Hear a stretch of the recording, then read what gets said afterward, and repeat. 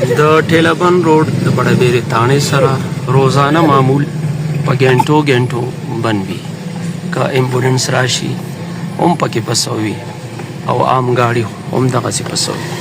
یو بل ته لاره نشي ورکولی ځکه چې د روډ مرمت تر څو نه شوی څو میاشتې مخکې په دې ویڼه جوړه شوه چې هغه ویڼه د وجې روډ نور هم راتنګ شو ځکه چې دوکانونه پې اوچت دي او روډ لاندې دی. هغې ته خلکو خپل سپورټ جوړ کړي د دغه سپورټ د وجې روډ روزانه ولې د دې علاقې ایم پی اے او ایم این اے پې بلکل خاموش دي.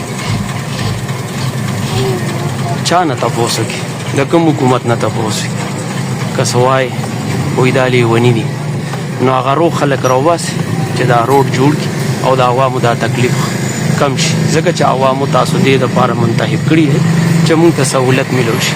تاسو ورته الټا عذابونه جوړ کړي دي. الله دې درته هدایت د نیکۍ وکړي.